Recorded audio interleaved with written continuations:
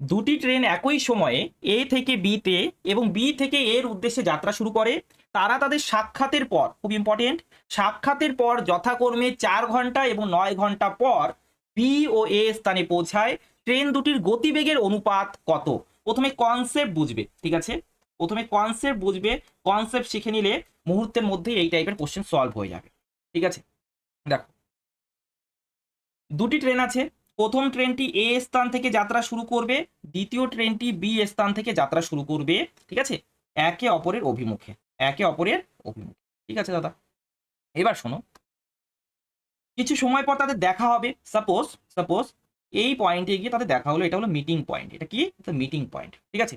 তার মানে কি? তার মানে হলো প্রথম ট্রেনটি এই এ স্থান থেকে মিটিং পয়েন্টে পৌঁছাতে যত সময় নেবে, দ্বিতীয় ট্রেনটি বি স্থান থেকে মিটিং পয়েন্টে পৌঁছাতে ঠিক ততটাই সময় নেবে। সেই সময়টাকে টি ধরে নিলাম, সেই সময়টাকে কি ধরলাম? টি।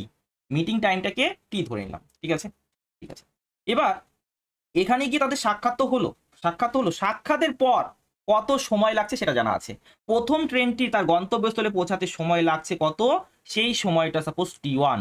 প্রথম ট্রেনটির সময় লাগছে টি1, আর দ্বিতীয় ট্রেনটি তার গন্তব্যস্থলে পৌঁছাতে সময় লাগছে টি2। দ্বিতীয় ট্রেনটির লাগছে টি2, ঠিক আছে? তাহলে এখান থেকে আমরা দুটি রেজাল্ট বলতে পারি। এক, প্রথম রেজাল্ট কি? প্রথম রেজাল্ট হলো মিটিং টাইম। মিটিং টাইম মানে এখানে টি এর মানটা, টি এর মানটা কি করে বের করব? এই টি এর মানটা কি করে বের করব? এটা কি করে বের করব? এটা বের করব এই টি1 টি2 কে গুণ করব, স্কয়ার রুট টি1 টি2, ঠিক আছে? স্কয়ার রুট টি1 টি2, ঠিক আছে? এটা একটা রেজাল্ট গেল। 2 নাম্বার রেজাল্ট, চলো 2 নাম্বার রেজাল্ট বলো।